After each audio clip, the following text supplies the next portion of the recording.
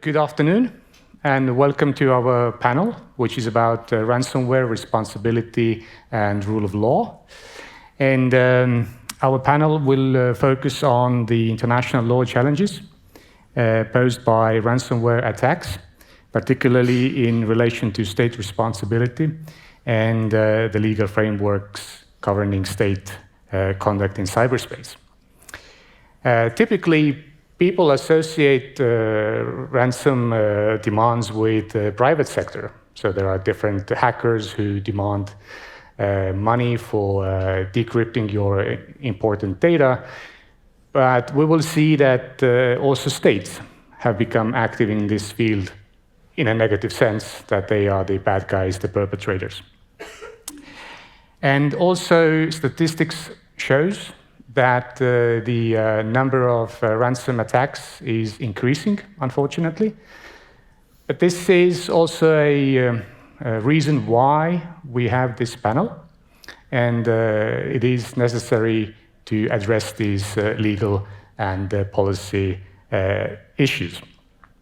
So our panelists will discuss a number of issues, of course, from the perspective of international law, but also sometimes referring to domestic legal systems.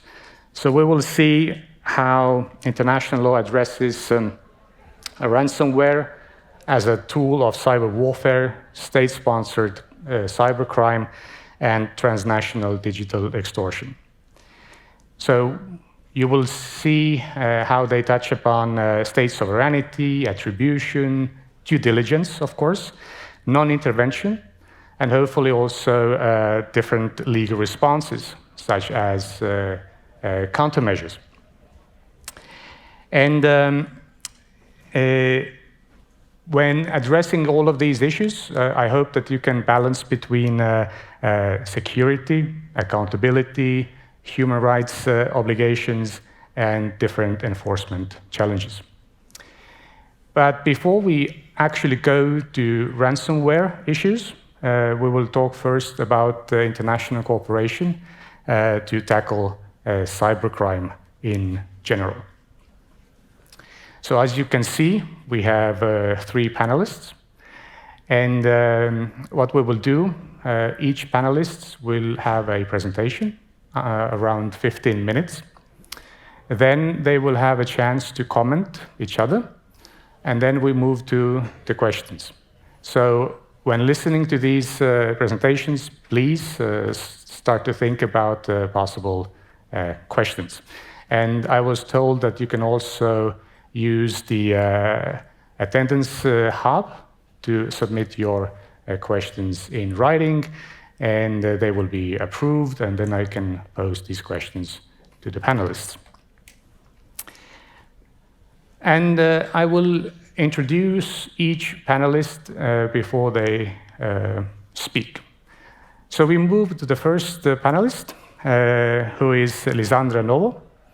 She is a law and tech counsel for the Strategic Litigation Project at the Atlantic Council.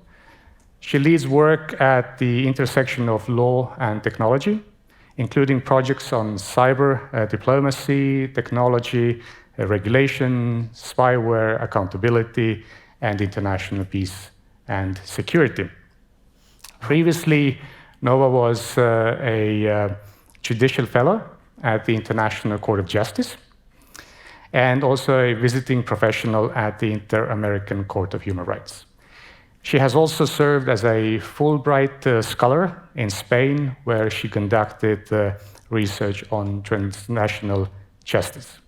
But today, she will talk about the United Nations Convention Against Cybercrime. The floor is yours. Thank you so much. Yes, so I'm here to talk about the UN Convention on Cybercrime. This is probably a really big convention that for a while was not really well known. Flew kind of under the radar in the beginning, possibly due to COVID or in other obstacles in its negotiation path, and also because certain big events, like its adoption by the UN General Assembly, happened over the December holidays when many people were not paying attention to the news, on purpose or not, who knows? This is not the first convention on cybercrime, and it's not the first international effort to codify a treaty. Actually, going back to 2001, you have the Council of Europe's Budapest Convention. And this was the first, but not the last. Since then, several other regional mechanisms have popped up, such as the African Union's Malabo Convention in 2014. Despite the varying regional mechanisms, the membership of the Budapest Convention has continued to increase, including pretty dramatically since the start of the negotiations of the UN Cybercrime Convention, ironically, or due to some concerns about this convention. However, if you look at the membership, there are currently 78 state parties to the Budapest Convention. 45 of those are Council of Europe members, so we can think of them basically as European states. And 33 of those are non-Council of Europe members, so non-European countries. This includes observer states like the United States and Canada. This convention is open for any country. They can request to accede, and they have to go through specific procedures, and their domestic laws have to be reviewed to be in accordance with the requirements of the treaty. However, the Budapest Convention is seen by many countries, particularly in the global south, as a European treaty led by Europe. Many of these countries are reluctant to join this framework because they played no role in shaping it and in shaping the obligations that are incumbent upon any party that joins it. Some of the biggest critics and least likely to join are big powers like Russia, China, and India. Russia, in fact, was the country that really has led the impetus to bring a convention at the United Nations. This is, again, a reflection of these sort of competing views of digital sovereignty and sovereignty itself between many regions of the world. There's a really interesting paper that came out recently by Mele and Fiedler called The Fragmentation of International Cybercrime Law. And if you're interested in reading more about the different regional conventions and the different approaches, I really recommend giving it a look. So now we have the UN General Assembly has adopted the UN Cybercrime Convention. This sounds good, right? One global treaty, everyone can cooperate, cybercrime is transnational in nature, so approaches to tackle it should be as well, right? Well, you can see even from just the name of the convention that there was really huge split in just the vision for what this would be. And forgive me as I read because the name is a mouthful. It is the United Nations Convention Against Cybercrime, strengthening international cooperation for combating certain crimes committed by means of information and communications technology systems and for the sharing of evidence in electronic form of serious crimes. Now, that's a big name. Yeah. And it also reveals many of the different things that this convention actually intends to do. So, first of all, it wants to criminalize certain offenses. This is a cybercrime convention. Its purpose is to tackle cybercrime, to allow for investigations and prosecutions.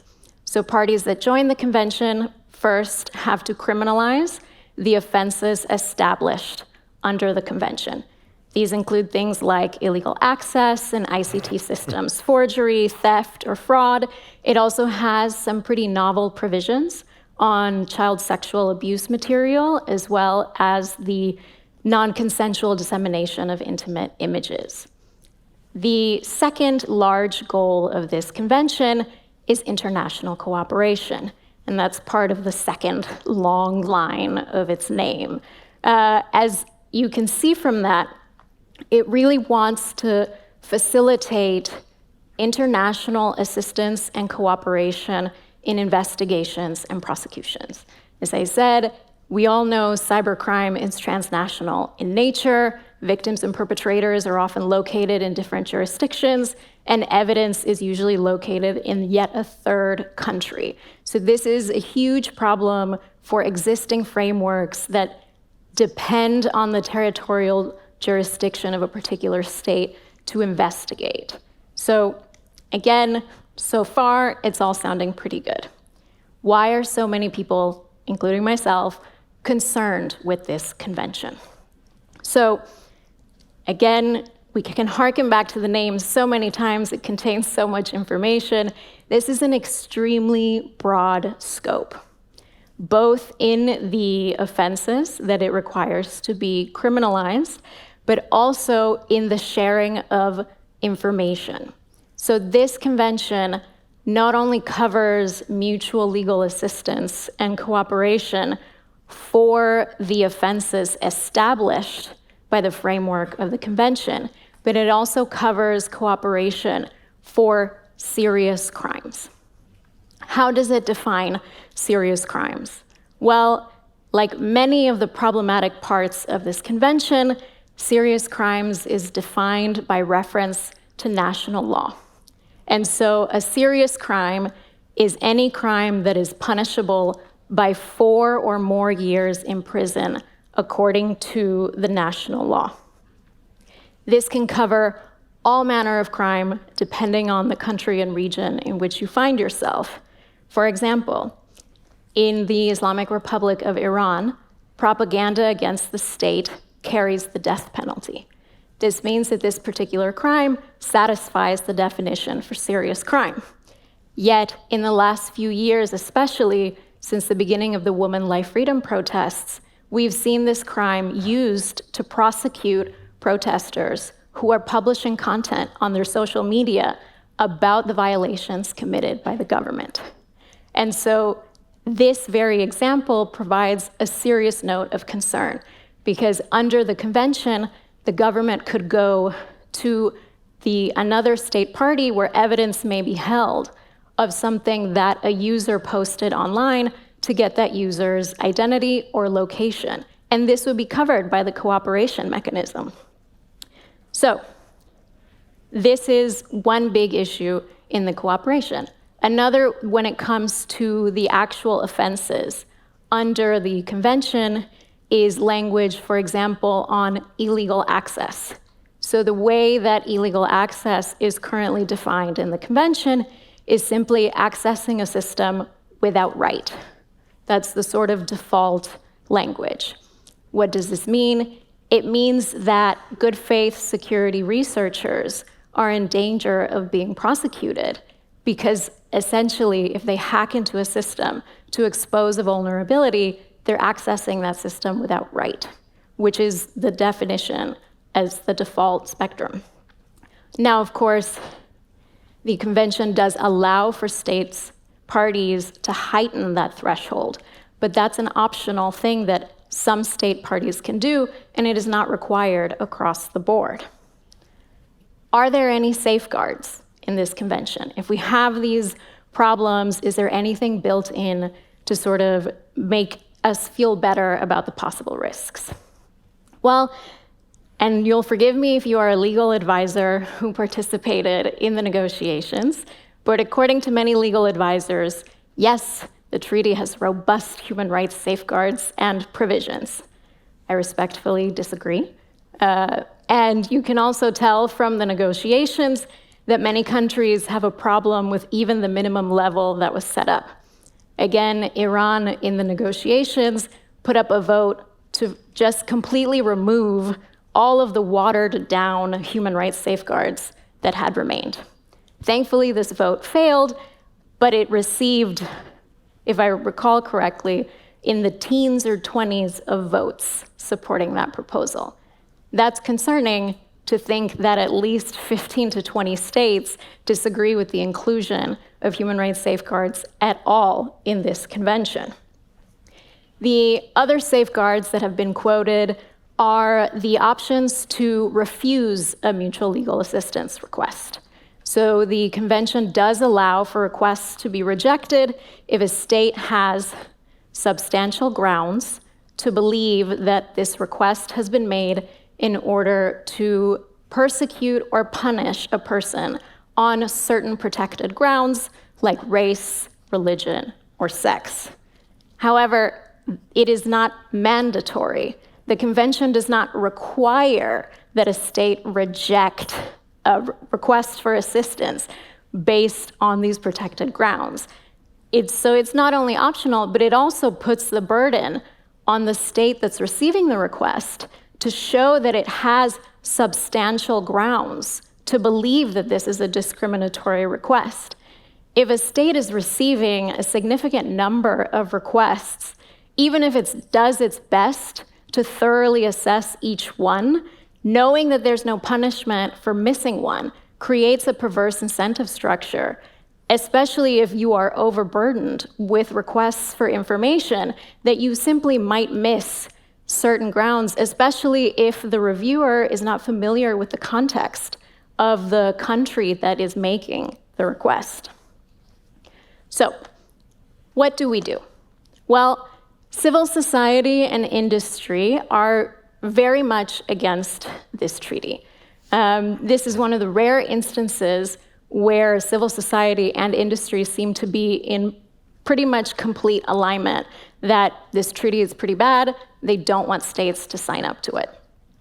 However, there is a risk that if no traditionally what we know of as rights-respecting states join the framework, that the other states that have really pushed for this convention will have the opportunity to undo all of the gains that were fought for by states during negotiations. And as I mentioned, there was already an attempt to remove the human rights provisions.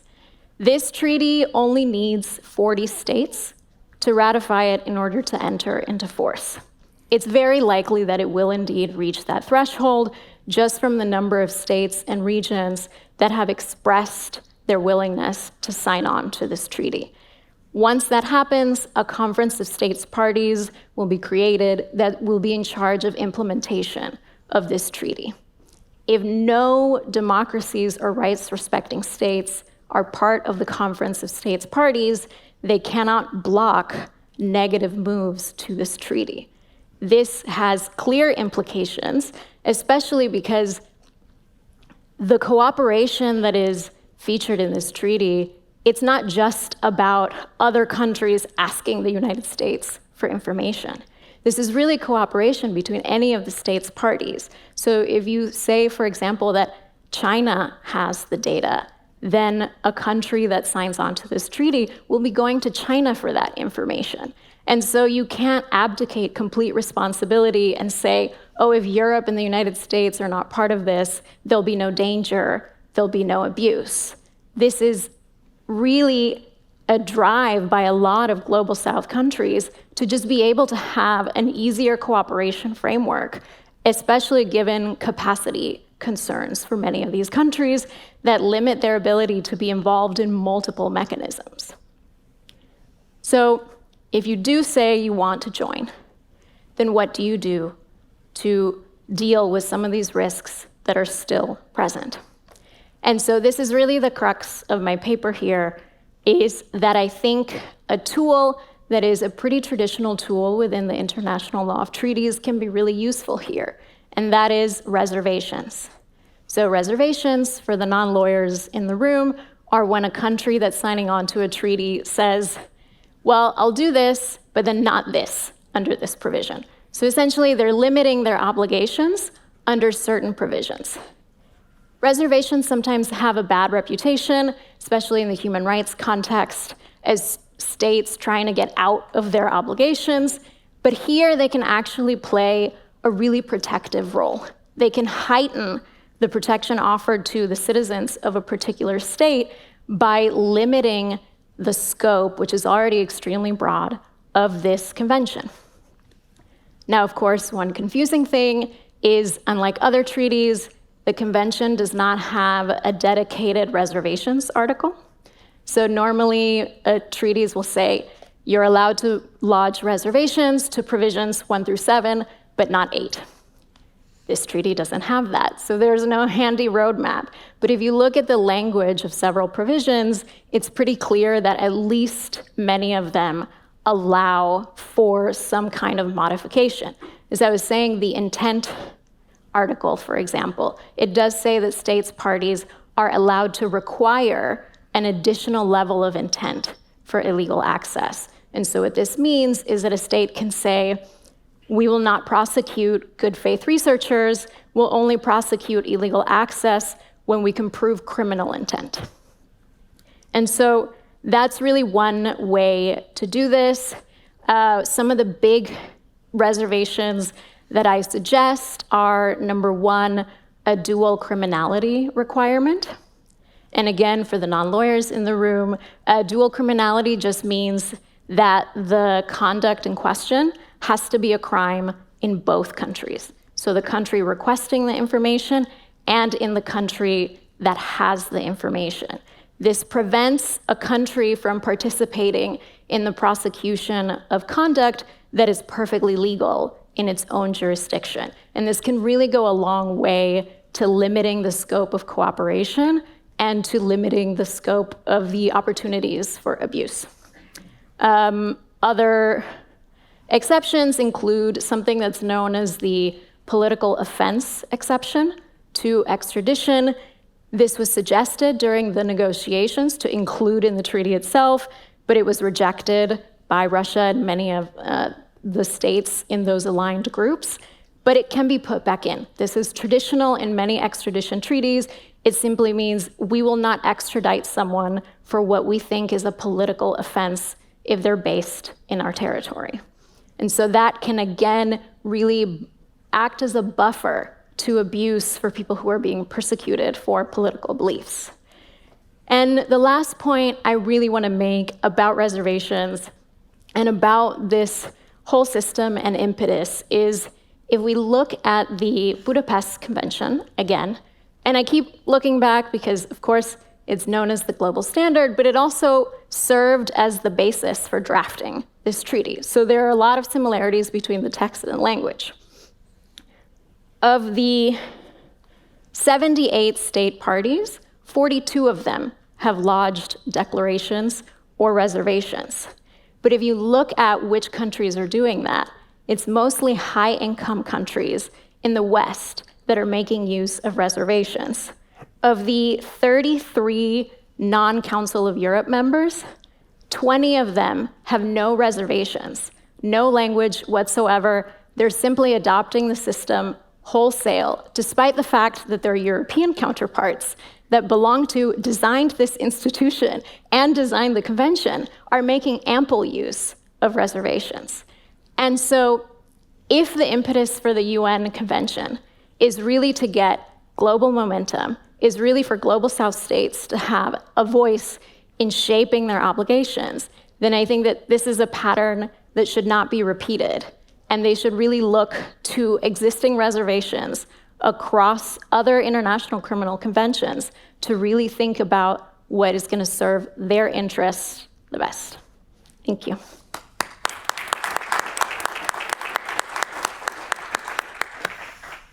Thank you very much for this sobering overview of the United Nations Convention Against Cybercrime, and also for your suggestions how to make the best out of this convention.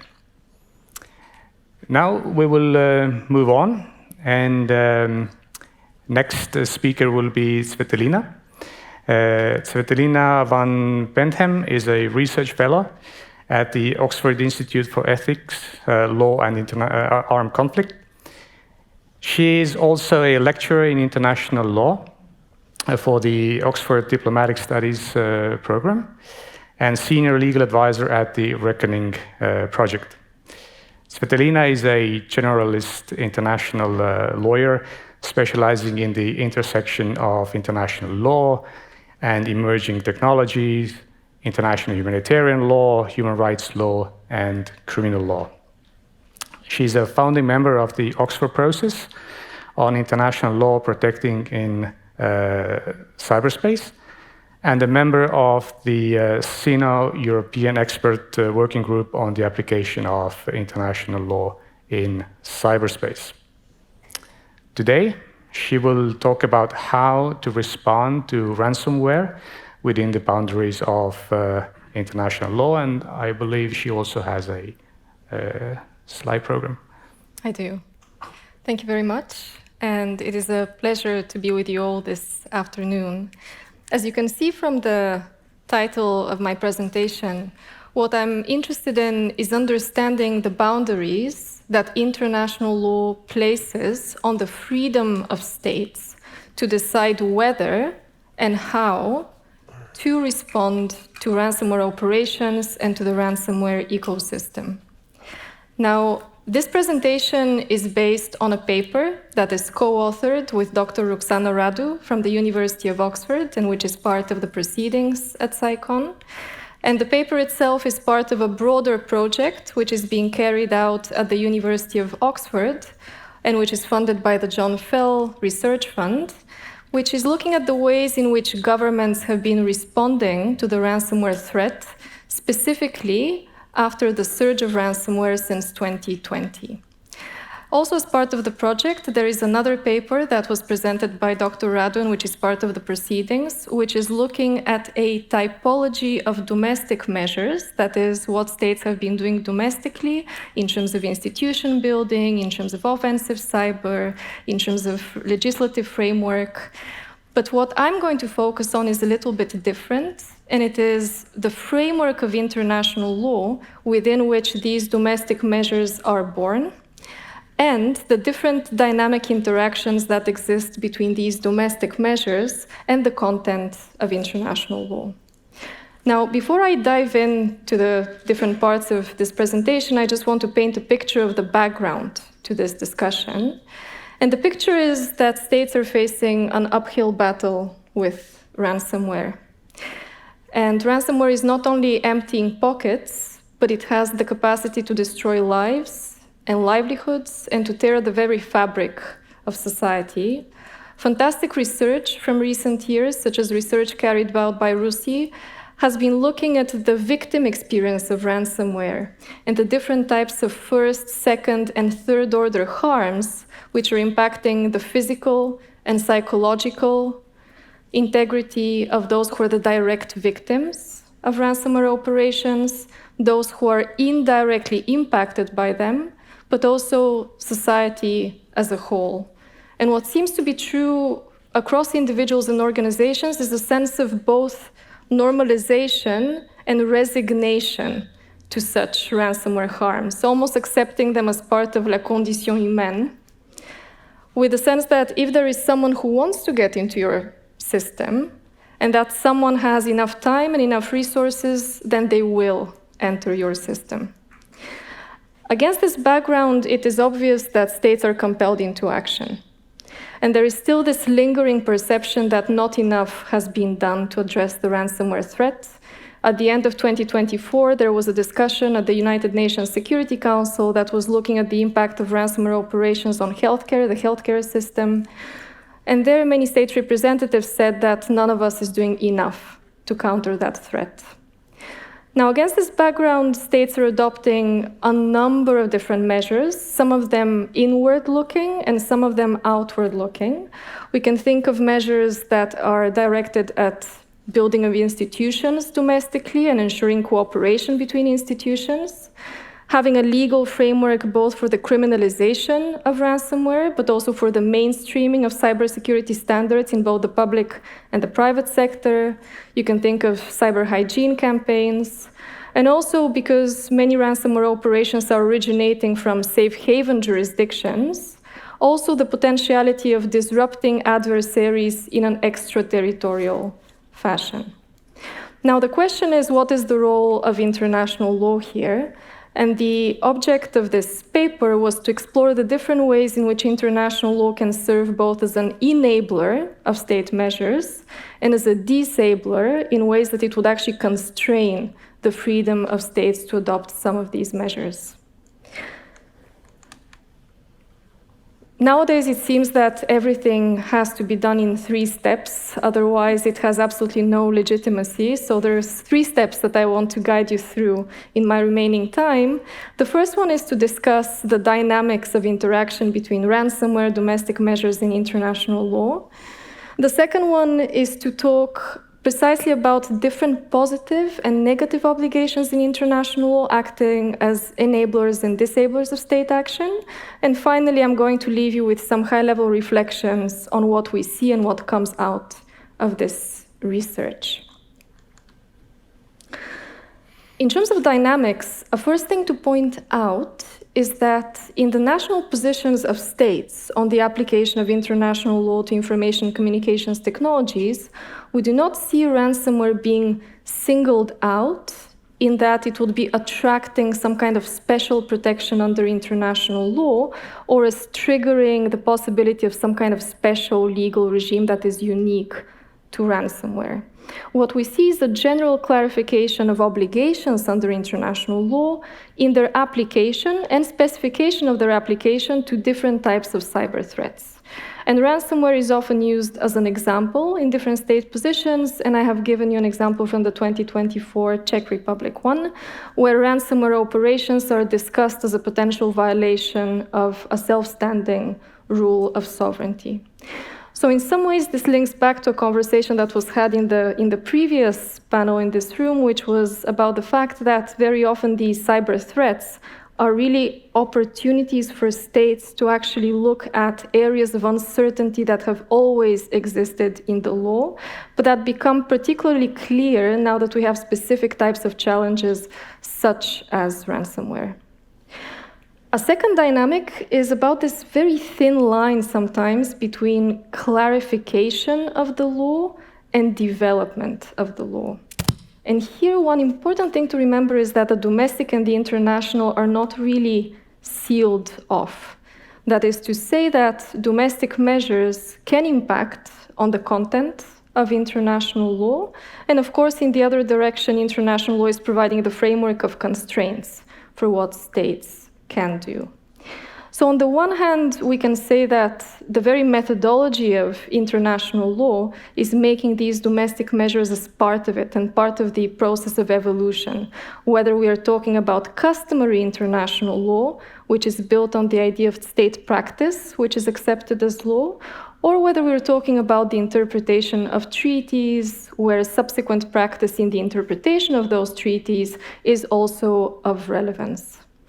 On the other hand, there is a dynamic which is somewhat constraining in the sense that the methodology of international law is protecting against the change of the law, which is driven by just a handful of states when it comes to universal rules of custom and to treaties. How is that?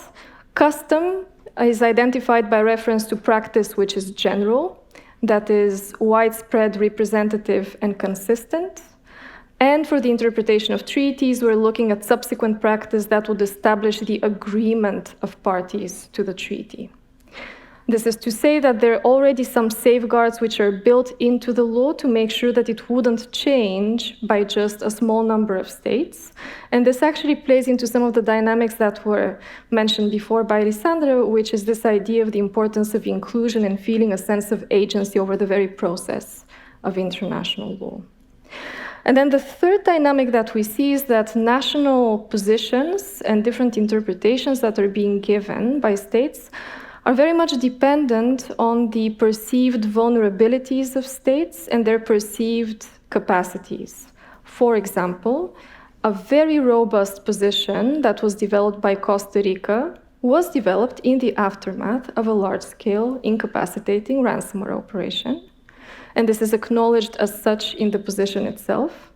And on the flip side of this, we can see that there are many national positions that are suggesting more limited understandings of rules of international law, specifically when it comes to sovereignty, that might be based on the ability and willingness of certain states to carry out activities with an extraterritorial reach. That is to say that what we see in the national positions is very much a consequence of how states see themselves as actors on the international stage. And with this in mind, we can turn to specific obligations under international law. And here I'm providing a typology which is very basic. We're looking first at positive obligations under international law, that is, obligations that require states to take certain steps. And then I'm going to move to negative obligations, that is, obligations that are requiring abstention from particular type of action. Now, starting with the positive obligations, such positive obligations can arise under a number of different sources of international law. They can arise in a number of general and specialist areas of the law, and they can also protect different interests of individuals and of states. Now, it was already mentioned in the introduction that many of these obligations have an inbuilt due diligence standard. They're based on the capacity of states. And I have singled out a specific right from international human rights law, that is the right to life, to just show you how these would play out in practice.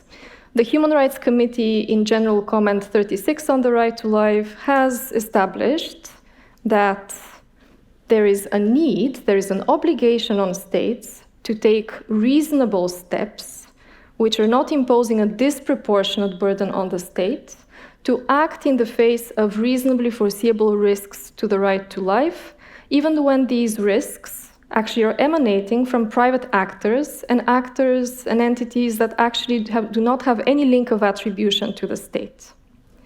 And this is very important because we can see that first, these positive obligations provide a legal basis and a legal justification for state action at the domestic level.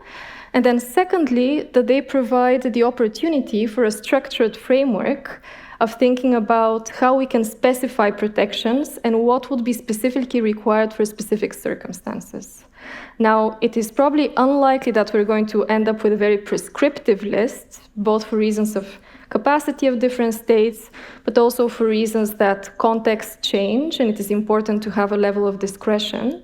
But we see from different contexts of human rights law, such as the context of dangerous activities, let's say management of toxic waste, that international jurisprudence has developed very robust standards on the types of measures that must be taken when it comes to licensing, management, and supervision of such activities, but also in relation to the right to information of individuals who are at risk of harm. Now, states are not very clear when they're adopting specific domestic measures as to how they tie them to these positive obligations under international law, including human rights law, but I would suggest that it would be wise to do so. It would be wise to do so because it is important to create a set of justified, reasonable expectations of what you can expect from other actors. But also it is wise to do so because it is not unlikely that we will see this at some point as litigation. Just as we have seen litigation in relation to climate change through the lens of human rights, and there have also been attempts to look at positive obligations of states in relation to the COVID-19 pandemic at the European Court, though there was a decision that was on inadmissibility for lack of victim status in Lumayou versus France. But we can still see that there is scope to actually think about these positive obligations. That is, what can individuals expect of states to do to protect them from something which is a very reasonably foreseeable harm that is already materializing in relation to ransomware. Now, if we turn to negative obligations, there are, again, a number of obligations arising under a number of different sources. I will just list a few. The potential to have a self-standing rule of sovereignty, the principle of non-intervention, the prohibition of the use of force, the prohibition of non-consensual extraterritorial enforcement of the law, but also limitations that come again from human rights law.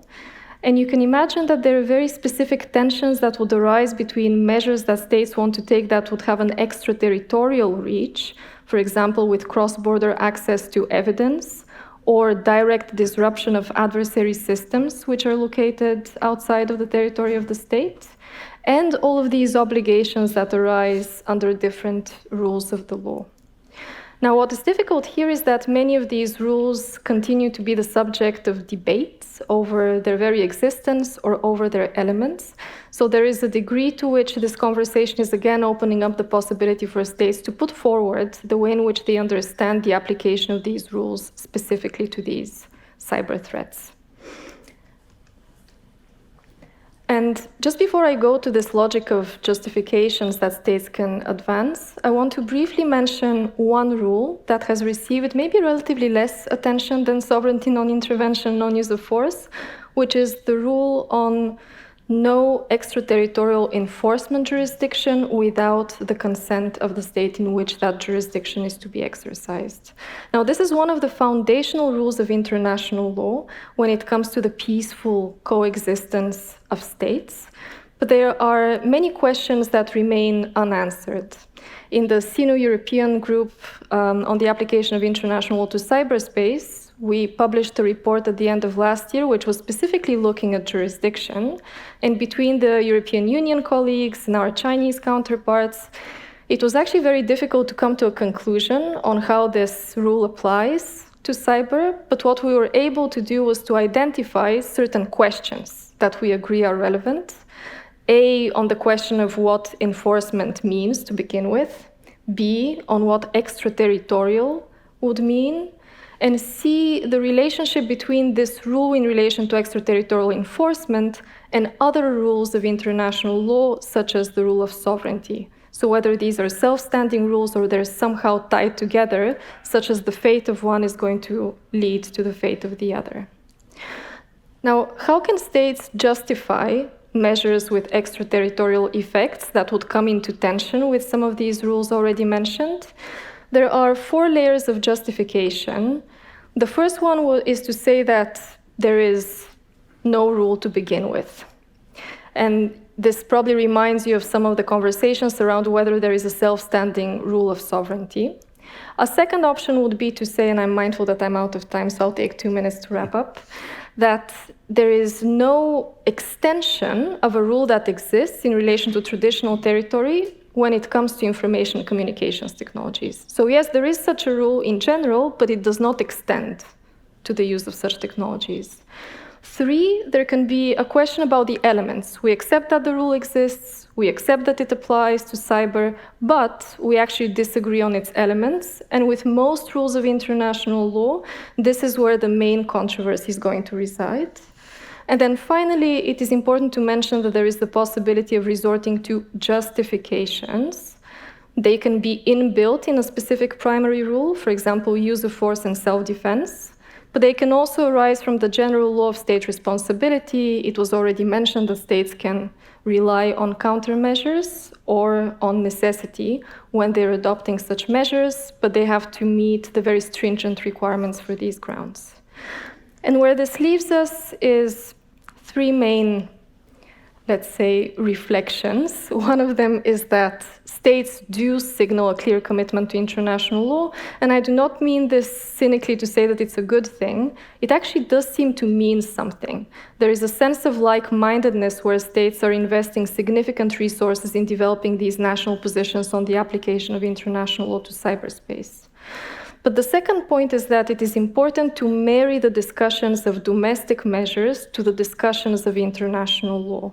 We don't want to end up in a situation when there is very different signaling that is done domestically than to the signaling that is done internationally, and there must be consistency between the domestic and the international. And then the final one is to say that there is a time of opportunity with ransomware, in that it really shows us precisely the vulnerabilities of our systems and the vulnerabilities potentially of the legal system. So it is a time for clarification and maybe development, but done in a transparent and principled way. Thank you.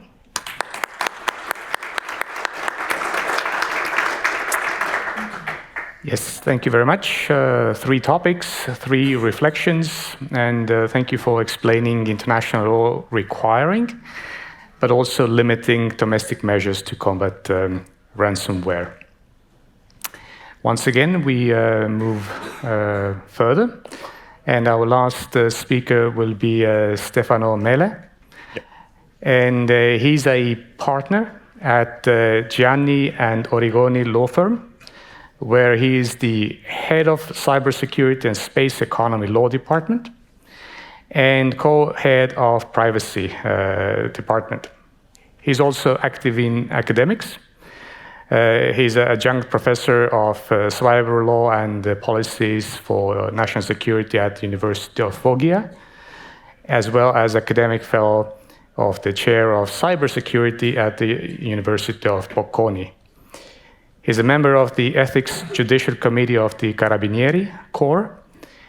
And finally, he's a member of the board of directors and the president of the Cybersecurity Commission of the Italian Atlantic Committee. But today he will talk about ransomware as a weapon, and also a little bit about the recent Italian national strategy against ransomware. The floor is yours. Thank you so much. So good afternoon, everybody. It's a great pleasure to be here. Thank you so much for inviting me. Thank you so much to Maria to organize this amazing panel. Thank you so much also for my colleagues. It was very impressive to listen to you, the perspective at the international level. So we are all experts here, you know. So I presume that each one of us knows very well what ransomware are, what are the impact of the ransomware activities, but in particular, I think that it's very well known to each of us that states have discovered ransomware power. In particular, ransomware as a geopolitical tool, a silent, effective, and in particular, a deniable tool for activities, and they use it to extend influence without direct attribution. And that's why it's, in my opinion, very important today to speak about ransomware, not just as a matter of money anymore, not just as a matter of criminal organization anymore, but we have to speak ransomware looking at the geopolitical power, about stability, and about trust that generate ransomware attacks. We all know that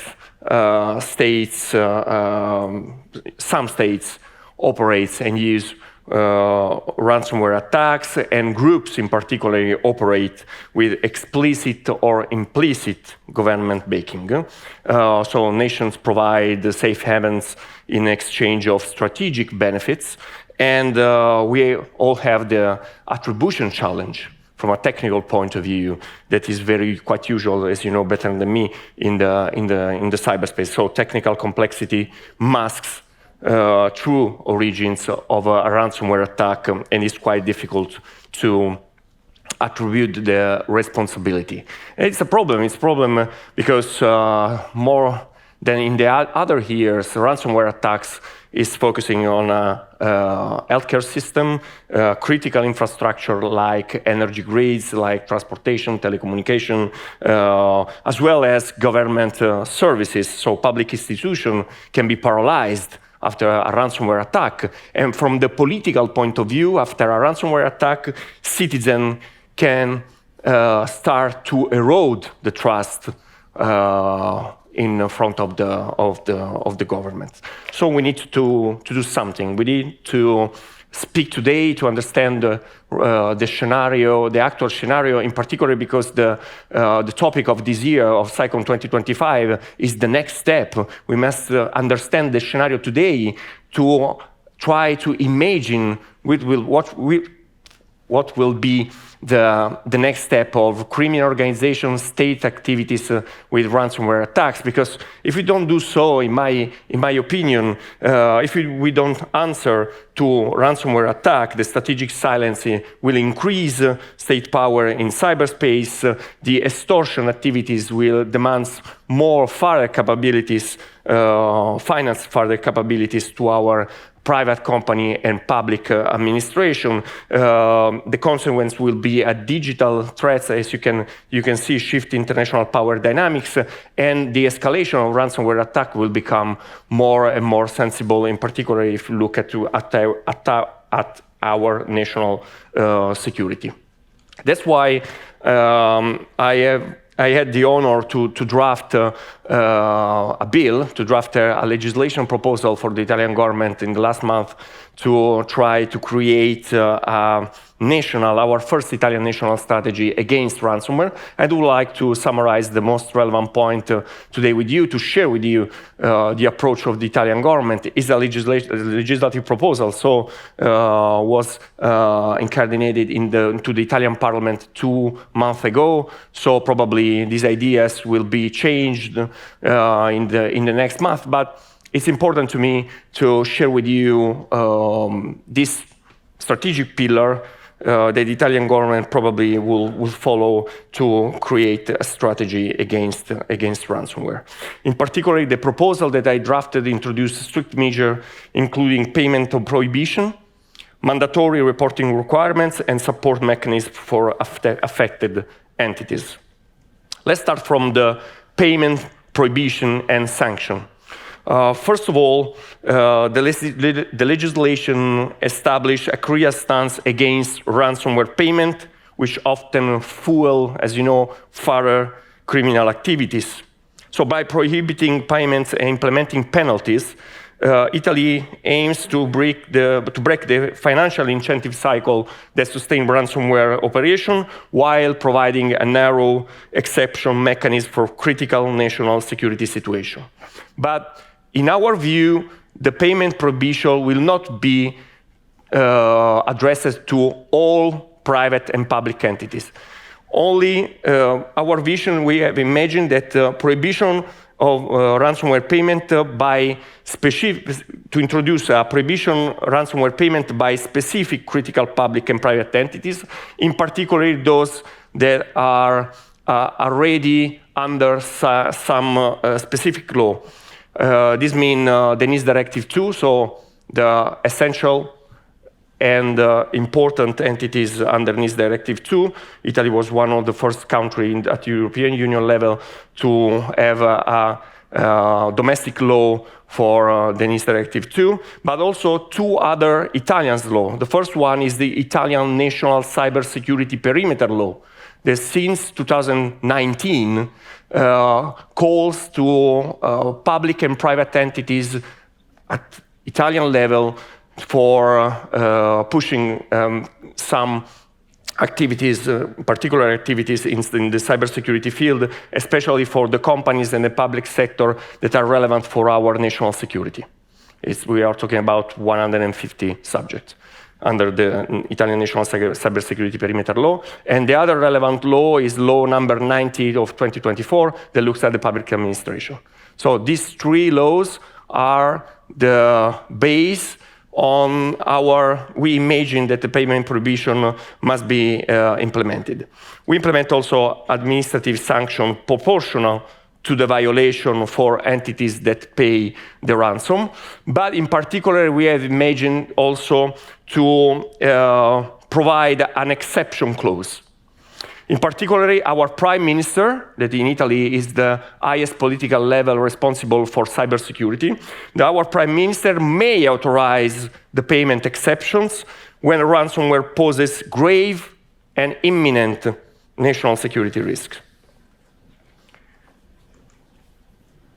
When our Prime Minister can classify a ransomware attack as a national security risk, in particular when we have an immediate and grave consequences from the ransomware attack.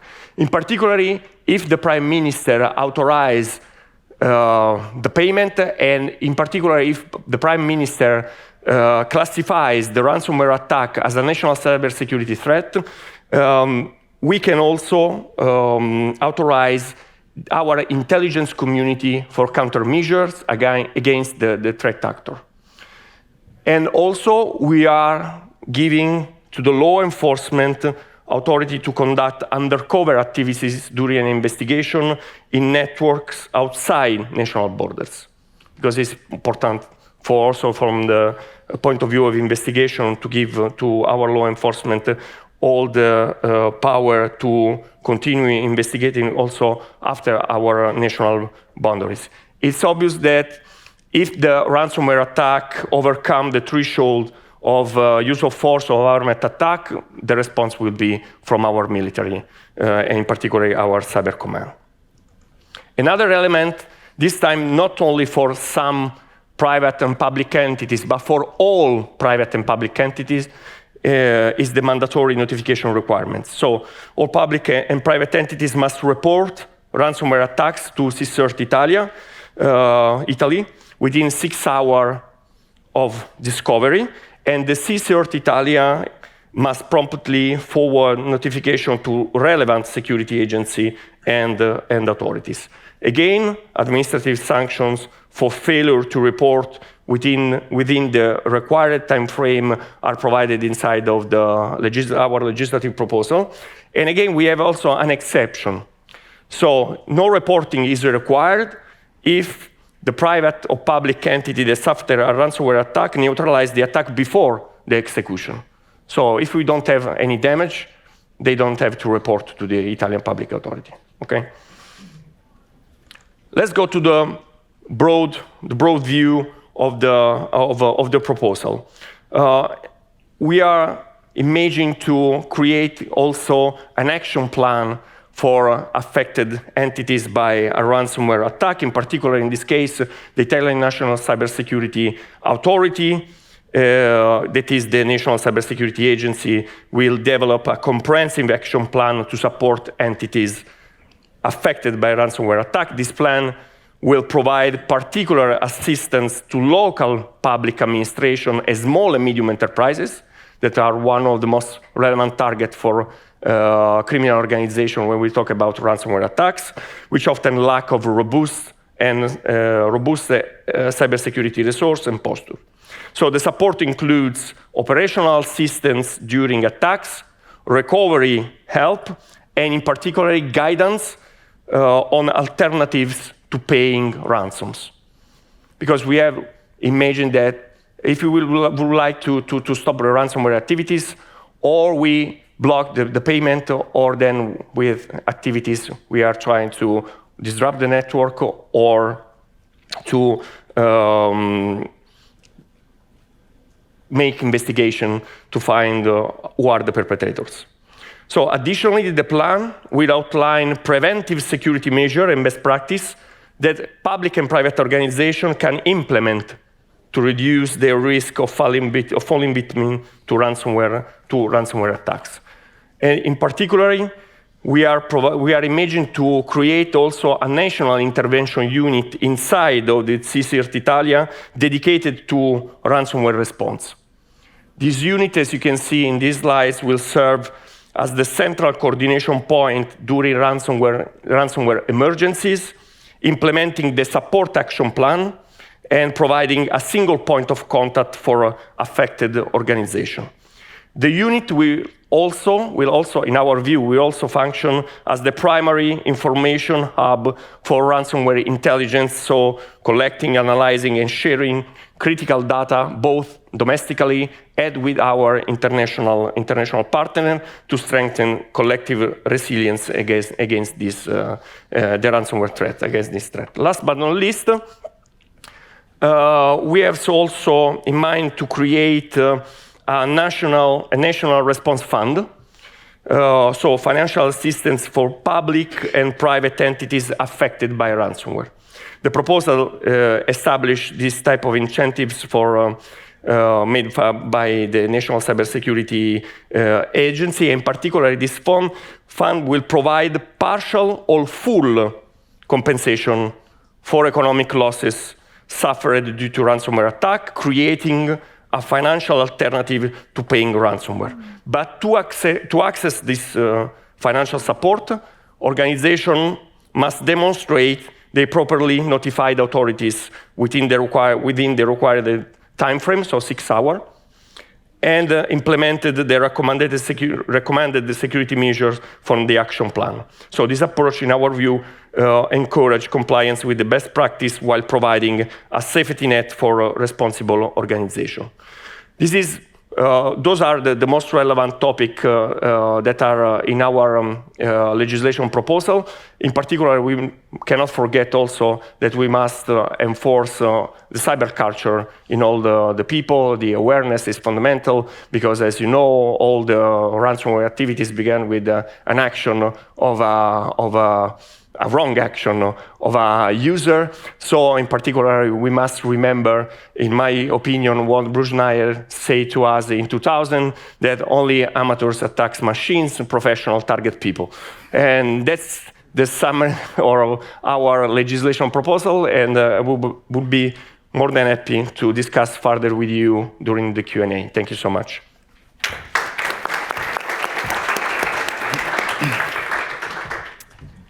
Yes, thank you, Stefano, for illustrating the worrisome trend that states use ransomware as a weapon to achieve their strategic objectives, and also for showing how Italy plans to address ransomware attacks. Now, before we move to the audience, I would like to offer you an opportunity, perhaps to comment what others have said, or maybe you have questions to your fellow panelists. Anyone who wants to start? Please. I did have one comment and maybe one question. I thought it's a very interesting dynamic of weaponization of the very conversations about the development of new law or the clarification of the law.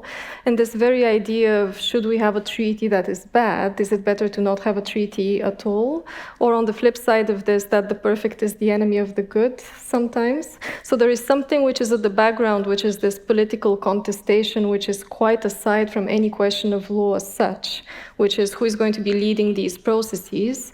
And here it seems to me, from what I've seen in the discussions on the regulation of ICTs, that it's very important for states to really try to understand where others are coming from on the question of agency and autonomy and feeling included in the processes, but also on the question of disparate capacities, which goes into questions of confidence building across states.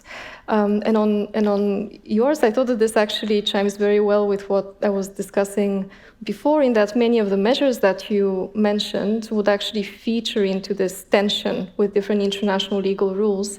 And I was wondering what cross-agency actors were part of the conversation on the drafting of the bill. You mentioned this potential of an extraterritorial dimension to operations, but also when it comes to banning ransom payments, one could also imagine that this would actually shift the targets, and that there is some kind of balancing act of what does it do to the general ecosystem of criminality? Does it then place others in a position of vulnerability that was greater than before the ban itself?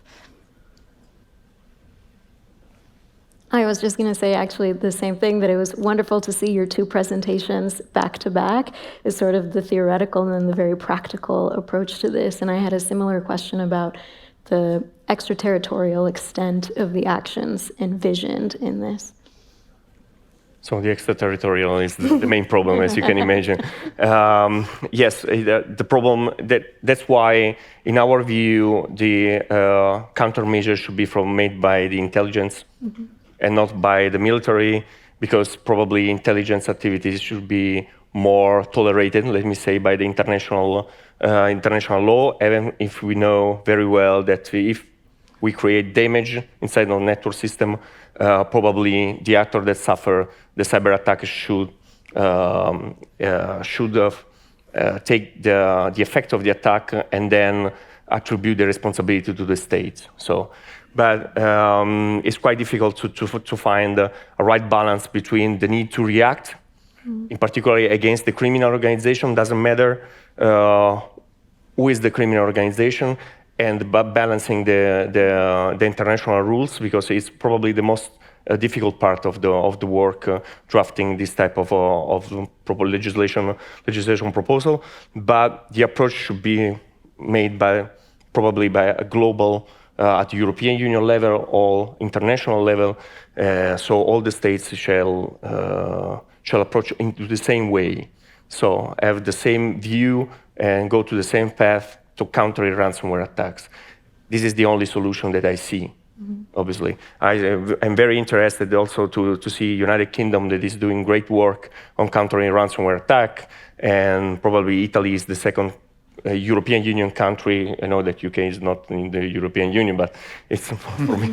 But in the territory of the European Union, but not in the European Union. But again, it's the international landscape. The international approach is the most difficult topic when you try to find solutions to ransomware attacks, because it's important to speak about ransomware from national level, international level, but we lack of solutions. So we need to move to solution, because, and I close, I promise, I'm a lawyer, so I can speak till tomorrow, because half of my time in my work is to help organizations to comply to the cybersecurity laws, but the other half in the last 3-4 years is to negotiate ransomware with criminal organizations also. And I see with my eyes how much money, millions of euros on dollars in Bitcoin I pay for my organization, or I support organization to pay better each month. So we must do something. We must find a solution. That's why I would like to approach in a more practical view. So that's all. So thank you.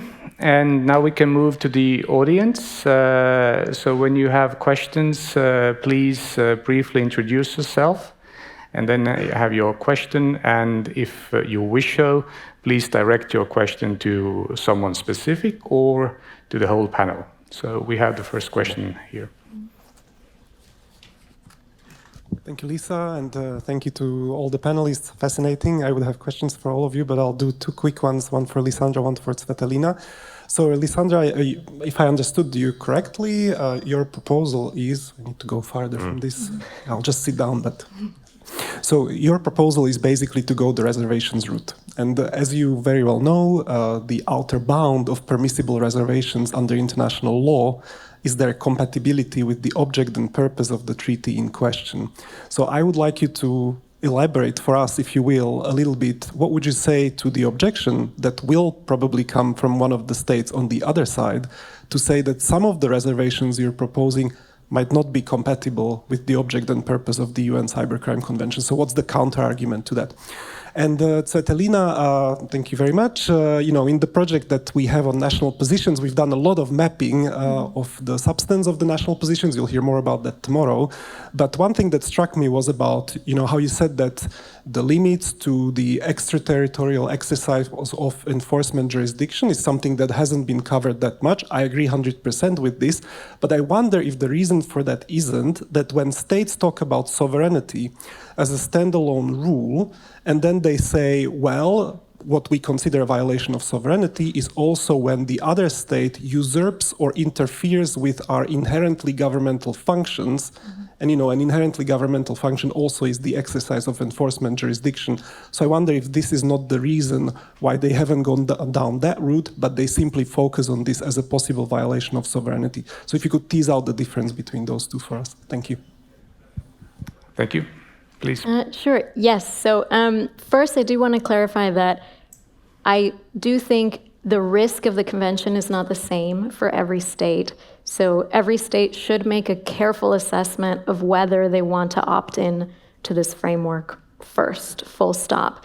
I think there's a lot of concern about whether the United States, for example, should opt in, and the Trump administration has not yet weighed in publicly, but the Biden administration before had said that they would wait to watch how the implementation goes to see how other state parties are abiding by their obligations and the safeguards.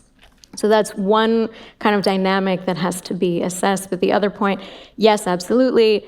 This is, again, not having a dedicated reservations article is going to make this fight much more contentious. I think there will be some clear disagreements as to whether certain provisions allow for reservations or not. The language of some of them is very clear. So, for example, on, I think, some of the data disclosure language in the convention, it makes it very clear that states can require dual criminality, whereas for expedited data preservation, it makes it very clear that states cannot. And so in some of them, the language, again, is very optional, so states may, while others, it's very clear states may not. And so there is some guidance within the text of each provision, but it will require a sort of step-by-step analysis. Obviously, one of the issues, for example, is the name serious crime, or serious crime is part of the name, even though it's one of the most concerning factors to me. I don't think a reservation saying I refuse to cooperate on serious crime would be valid. I think that that would be a pretty clear example of against the object and purpose of the treaty. And so it's going to require some very serious finesse and kind of going through each reservation and then comparing that to the very fraught negotiation history to see what states intended, whether something would be permissible or not. And inevitably, just there will be more fights between states. No part of this convention has been smooth. Nothing has been easily agreed. And that's one of the reasons that there was so little change in the text in the very final adoption, because no state wanted to reopen Pandora's box. So yeah, I think it's going to be a difficult road. And for the Conference of State Parties, I would suggest maybe at some point amend the treaty to include a reservations article, but that would be much, much further down the line. Thank you so much, Kubo. This is probably one of the most difficult questions that we had to address in the jurisdiction report last year, because it's really a question about the relationship between different obligations. One way to conceive of this, as you say, is to actually equate questions of sovereignty with questions of extraterritorial enforcement, in that we would see the latter as the emanation of the former. And this is something that seems to be implied in the position of the Netherlands, whereby they actually link that question of extraterritorial enforcement to sovereignty. At the same time, that does require a few analytical steps. So it would mean that even on the side of interference with inherently governmental functions, the very act of extraterritorial enforcement would actually mean subsuming yourselves in the shoes of the enforcement authority of the other state, which is not necessarily a leap that can be made automatically. And in that sense, there is scope to actually consider that there could be a special rule which is more limited but maybe more all-encompassing when it comes to extraterritorial enforcement action, as opposed to a rule of sovereignty whereby there can be certain thresholds that are introduced, either de minimis in relation to the effects or what qualifies as a governmental function on the second limb. So in that sense, it seems to me that there is more scope to actually unpack that. And there the question is, what do we make of the silence of states in their national positions? Does that mean they think it's covered, or does that mean that they actually did not decide actively to not cover it specifically? Thank you. Thank you. More questions, please? Thank you very much for all the insights. My name is Anne, and I'm a visiting scholar at the NATO CCDCOE, but in the law branch. But before that, I worked a lot on geopolitics with cybersecurity and consulting firms. My question is more on the non-state actors, but backed by states, because you all mentioned it. But here the question is really in cooperation, for example. We had this discussion last week in an international law course on cyber operations. What do you do when, of course, you suspect the others to be a state-backed group? You don't go to Interpol, where everybody has access to the file, right? Maybe an European framework is more appropriate. You go to allied sites, but how do you limit that cooperation and at the same time expand it as needed when there's this geopolitical backdrop to it that is very much involved in the course? It's a very broad question, but I would be very interested to hear your thoughts from the different angles that you explored. Thanks. Sure. So, in my view, the problem is not with the European Union countries or like-minded countries, because we all the time have support during investigation, during the activities, also to repression. We know very well there are some countries that do not cooperate at all. So that's the problem. And that's where we must find a solution because it's impossible to obtain some information from some country and help the activities of investigation in some part of the world. If we look at the Colonial Pipeline activities, so the ransomware attacks that blocked the United States pipeline on the west, okay, we all know, okay, which was the ransomware attacks. The activities also made by United States government, as far as I know, were also binded by using the RCWA rules, in particular, so to try to push the RCWA rules to find a solution and link the responsibility of the state, so the responsibility of the criminal organization, the Conti group, to the state. And probably in some kind of matter, the United States achieved this important goal. It's not public, but it's okay. Yeah.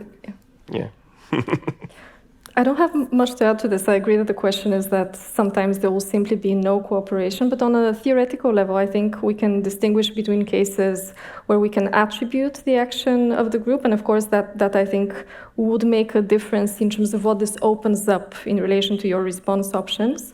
But even where we can't actually find that link of attribution, there is still scope for responses when it comes to states which are safe harbor states, which are essentially failing in their positive obligations to actually stop that group. So where does that leave us in terms of cooperation? That does not necessarily provide any specific anchor for that cooperation, but I think that's a more general question of how do you create incentives for states to realize that they must act together to bring those non-cooperating states to cooperation.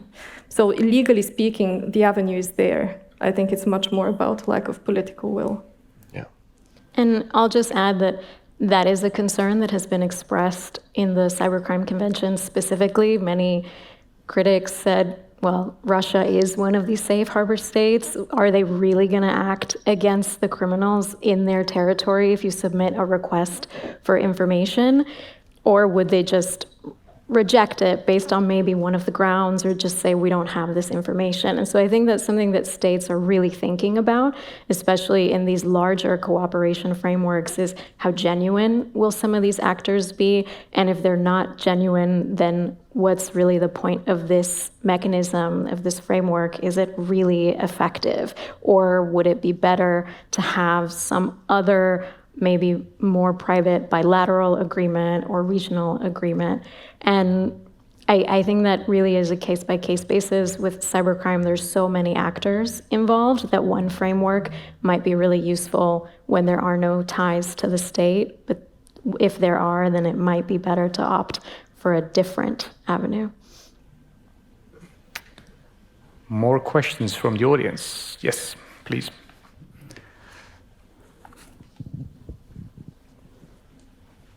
Thank you. My name is Paul Wrange, Stockholm University.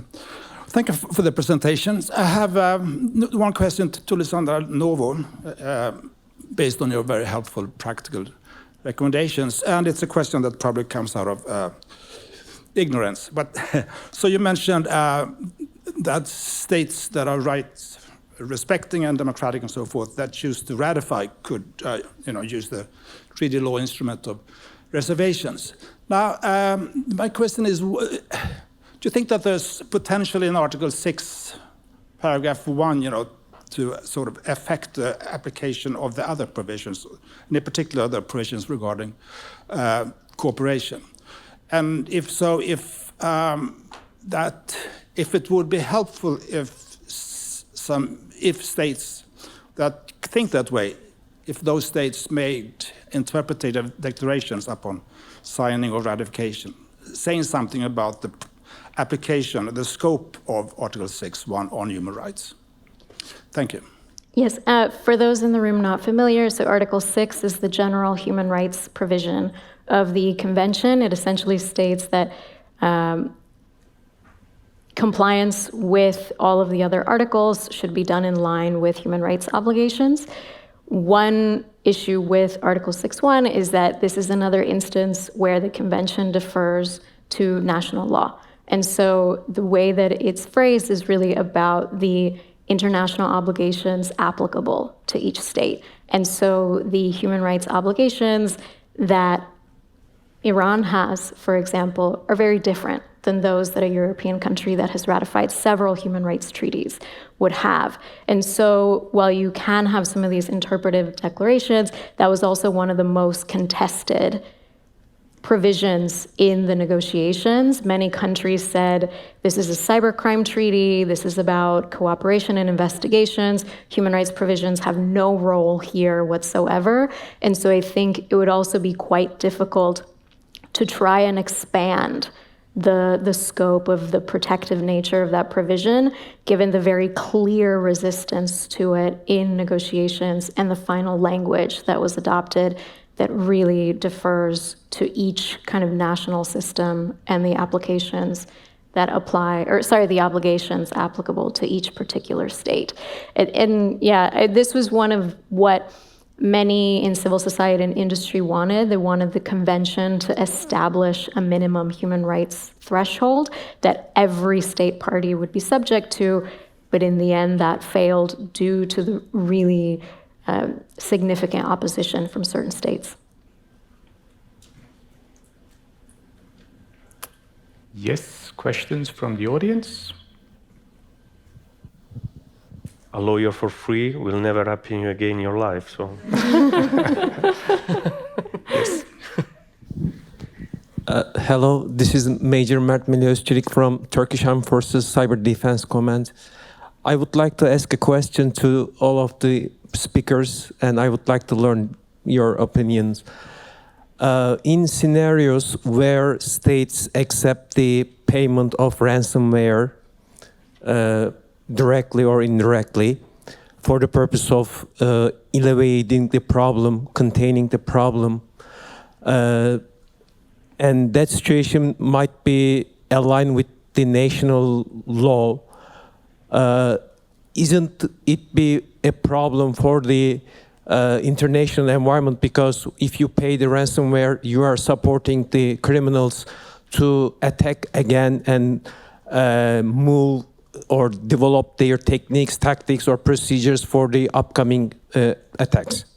Yeah. What do you guys are thinking about that dilemma? Thanks so much. From international point of view? Yeah, for sure. yeah, happy. Yeah. The answer, the short answer is for sure, yes, it's a problem. It's a problem at domestic level, at international level. That's why we use the threat that impacts national security to find a solution. Because if we imagine the cyber activity, that is a ransomware attacks, as a threat to national security, each state could maneuver, let me say, more freely than into an international environment. Yes, it's a problem. Let's discuss how it can become a problem. So we can think about it being a problem from a human rights dimension. So this idea of reallocation of risk. But we can, in a sense that, as you say, the criminal ecosystem is not going to go away. What is going to happen is that it's just going to continue incentivizing such activity. But it can also be a problem in a different way, in which it depends where the money is actually going to. And that money might be going to sanctioned entities. So there are many areas that would pertain to terrorism that would actually also provide constraints.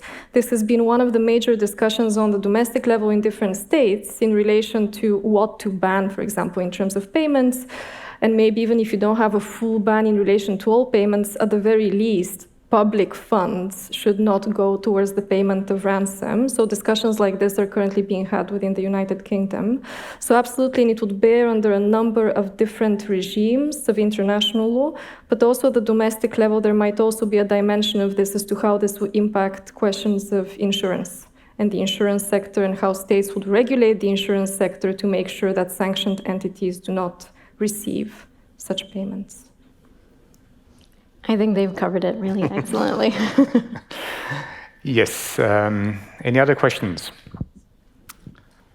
Thank you for your presentations. I'm Itamara Lochard. I'm a research professor from the United States, funded through the Department of Defense. Question for Stefano, my friend. I'm curious about the incentives that you talked about in trying to get partners to help devise ways to get people to cooperate and share best practices. And I'll give you an example. We tried maybe a decade ago to get people, companies at the White House to share information threats and other kinds of threats. And it kind of worked. And where it failed is that companies didn't want to necessarily share that they had been attacked because their stocks would go down, and for a lot of other reasons it showed vulnerabilities. And so though the idea is very good and having a central hub was very good, it became a question of will and basically finances and corporate things. So in this case where, I'm wondering, have you seen other cases, other countries that have been able to effectively create something like what you've drafted? And if not, because I know we have faced problems, what lessons, what obstacles have you seen? Because you would think that it would be an obvious thing, yes, have everyone cooperate and do this. There must be a reason it hasn't happened yet, just like our example. Thank you. Thank you, Ita. Yeah. Thank you so much for your question. You touch a very, very important, very relevant topic. In particular, it's correct. It's a matter of trust, let me say. It's a matter of trust from the private companies in particular that, all the critical infrastructure are managed by private entities, private company. It's a matter of trust that the National Cybersecurity Agency must create with the private entities. Because for reputational damages, none of the private company will share any type of information with anyone, also with the government, because the risk that the information goes outside of some people that knows for institutional means is very high. But actually, for example, when I support companies in the payment of ransomware, for example, I can ask to the criminal organization paying that the information will never be public in any case. Again, because for the private sector, the impact on the reputation is worse than the payment of the amount of money, because it's impressive. So again, it's a matter of trust, and I never seen something like this. Actually, probably in UK, we have the National Cybersecurity Center that is doing something similar to our legislative proposal. But at European Union level, I don't see anything similar to this. There is a very important at international level action that is the counter ransomware initiative that is globally with many states that are like-minded states that share information and approach and strategy to counter ransomware activities. But actually, we don't have any public, let me say, statement that we can use to try to find a common path to follow. Thank you. Please. I recall also about a decade ago, there was in the UK, I think it's been disbanded since, a serious organized crime agency, and they would share information extraterritorially, and it was a very interesting concept. It evolved and then it de-evolved, and politics. But it had quite a reach, even though it was a criminal organization versus an intelligence organization, but where they were able to share information with different entities, even if they were not in the UK. And so I would just ask if you know if this has continued, or are there other things like that? Because you were talking about the reach, the international, the cross-border reach, which is very much needed. And they would do, they're British, so you would have really cute things like they would send something about, we know you haven't paid your taxes, XOX, SOCA, because it was a serious organized crime organization, as a way to show them that they were following what they were doing. And if it went to the wrong organization, for example, it would then be sent to the right agency within the wrong organization and not just lost. So this was a really impressive program that I knew of and was working with. and it disappeared, and I'm kind of wondering if you're aware or if there are lessons learned or identified that could help what you're doing, Stefano. Okay, thank you. Thank you. We have run out of time. Lisandra, Tsvetelina, Stefano, thank you very much for sharing your thoughts, your expertise. I think we had a useful and thought-provoking panel. So, thanks to the panelists. Thank you.